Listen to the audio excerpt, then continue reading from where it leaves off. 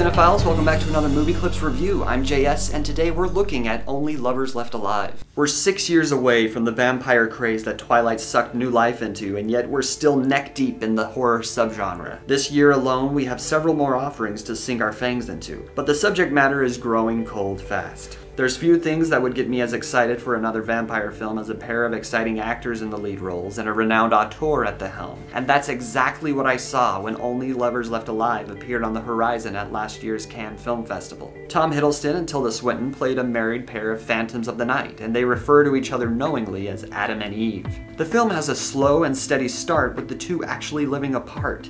Adam hides out in a Detroit apartment. He is a reclusive and depressed musician who has an oblivious errand boy played by Anton Yelchin bring him guitars and other necessities, but not blood. For that necessity, Adam bravely ventures out after dark to visit Dr. Watson, who is happy to receive money for the donations in his fridge.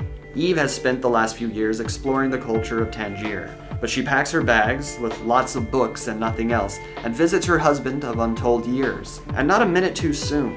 As interesting as their everyday lives are to observe, the film gains an all-new life when Hiddleston and Swinton are together. It's impressive when some on-screen couples feel like they've been together for years, but how about centuries? Their chemistry is their antiquity and their familiarity with one another. Yes, they were living on opposite sides of the globe, but you can see why they can afford to when they have forever to live. Only Lovers Left Alive is unlike any vampire movie I have ever seen. There's no gang of hunters or rival clan to fight off, though Eve's little sister, played by Mia Wasikowska, raises some familial hell during her visit. There's only conversations that allude to their time on Earth as they cope with their most serious of side effects, longevity. What is it like to see everyone pass away, technology march forward, and societies evolve? There's time travel movies, and then there's those who have simply been around long enough to have left their mark on history, and maybe a few necks along the way. The film comes to us from Jim Jarmusch, a key figure in independent cinema since his 1980 film Permanent Vacation. He has put his own unique spins on the Western and samurai genres and continues that trend today.